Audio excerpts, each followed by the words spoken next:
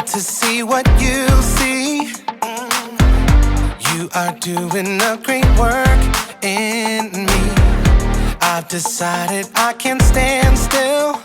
No, you have given me purpose. All my heart is yours. All my life is yours. I will make a move for you, for you. All my heart is yours. All my life is yours. I will make a move for you. Make a move for you. Make a move. Make a move. Make a move for you. I will make a move. Make a move. Make a move for you. I will.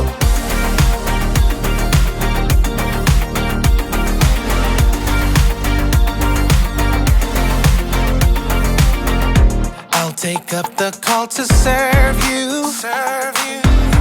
You have given me a job to do.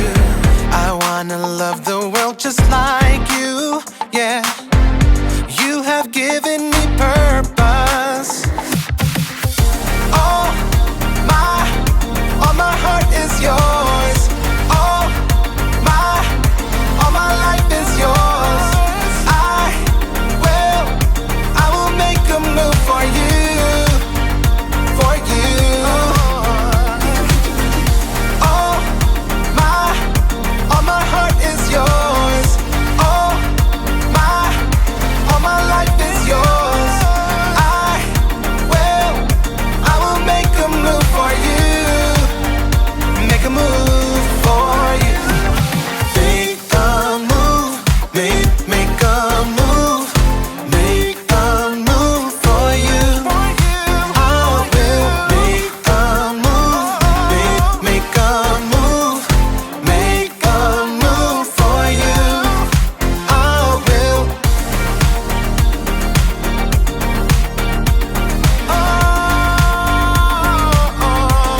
Make a move.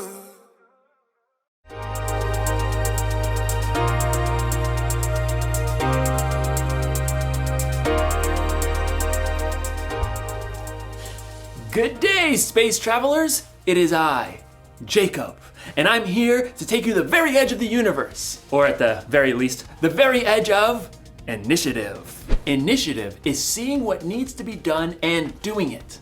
Initiative is very important. Too often we see what needs to be done and we don't do it, usually because flashing red light. Red light? What could that mean? I'll have to check the space travel manual. Red light. Ah, red light.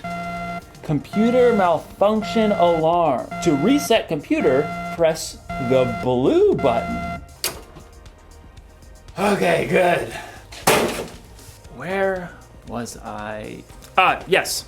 Initiative. I was saying that sometimes we see what needs to be done, but then we don't do it because a blue flashing light.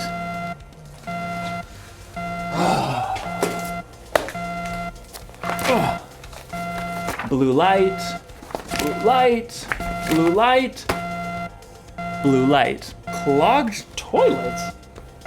To unclog, press the orange button. That'll do the trick. Man, it's really hard to focus around here. What I was saying was, a flashing orange light? Okay.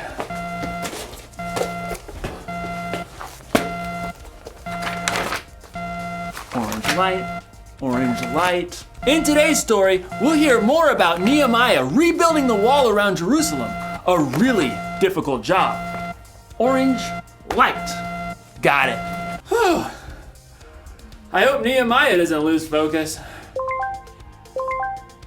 Oh man, what could that alarm be? Oh, I just got a text message. See you in a few.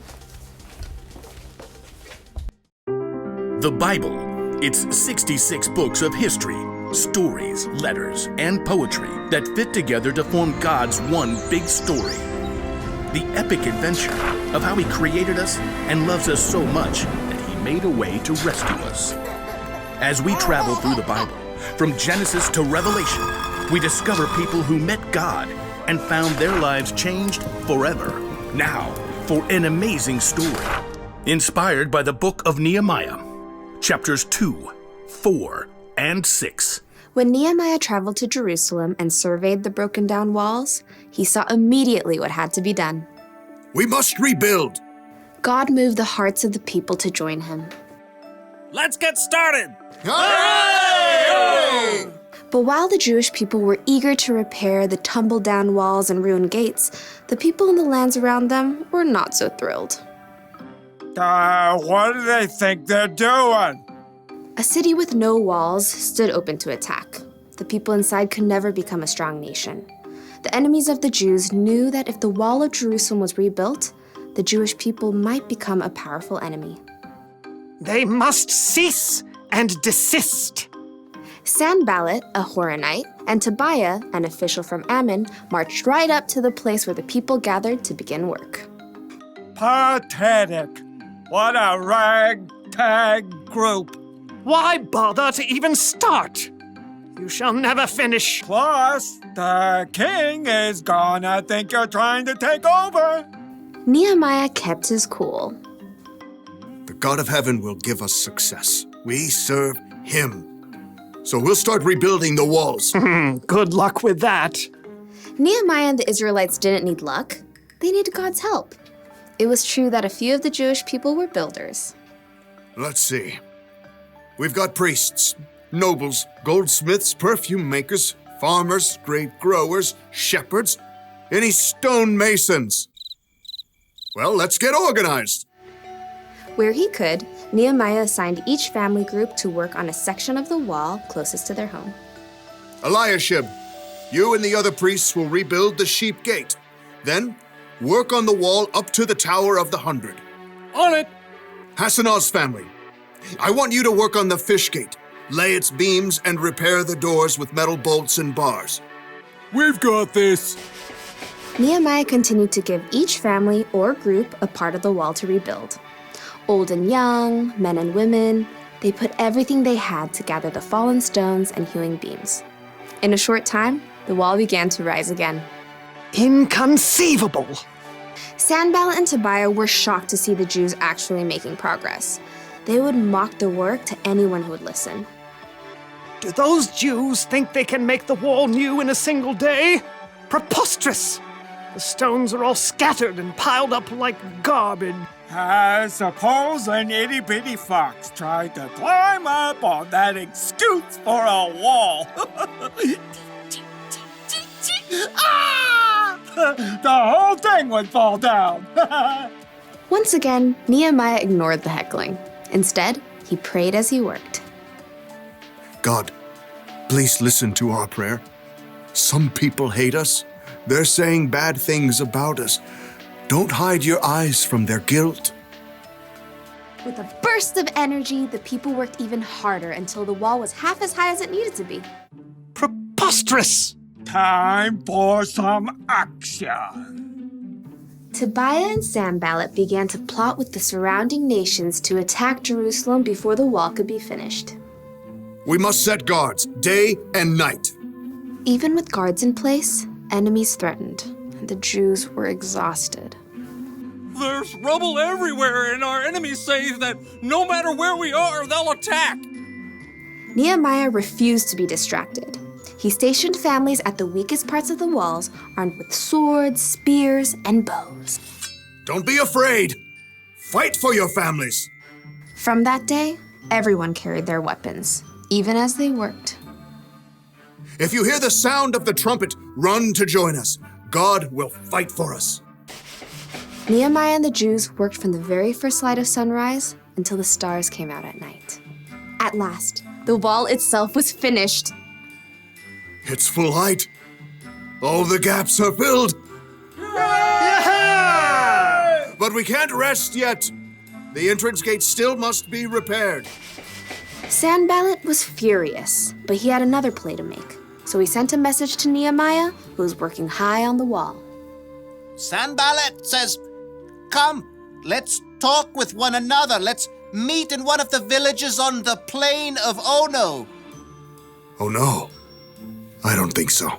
Nehemiah knew perfectly well they were planning to harm him, but he stayed focused on the work and sent his own messenger to Sanballat. Nehemiah says, I am working on a huge project. Why should the work stop while I leave it? Why should I go down and talk with you? Inconceivable! Try again. 5 times, Sanballat sent messages. He even threatened to tell the Persian king that Nehemiah was trying to make himself king.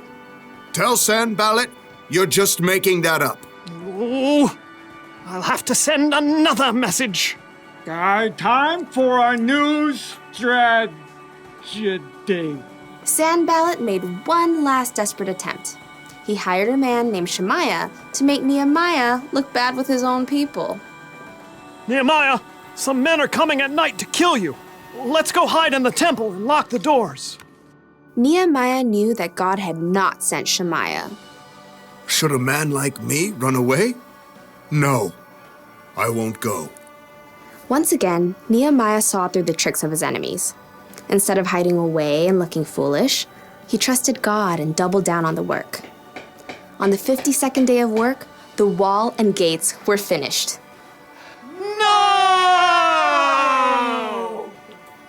The wall had been finished in record time by a group of ordinary, everyday people. It was clear to everyone that God had helped Nehemiah and the Jews stay focused and finish strong.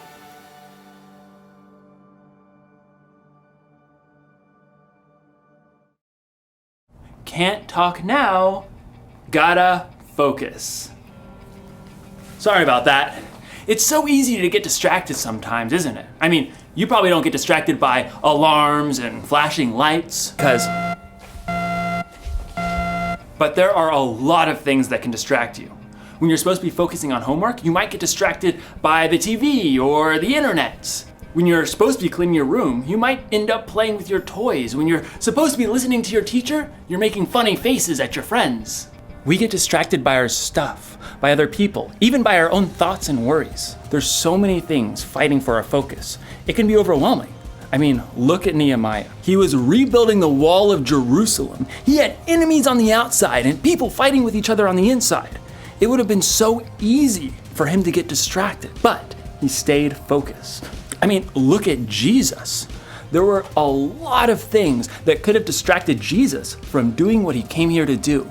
But he stayed focused on what was most important, saving the world and making it possible for us to have a relationship with God. Staying focused isn't always easy, but when you focus, you can get things done quicker and better. So, the one thing to remember today is this: stay focused on what needs to be done.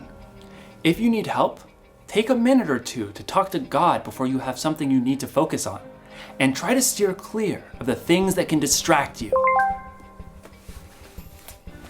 I'm putting you on silent, and when in doubt, consult the Space Travel Manual, if you have one. What do all the lights mean?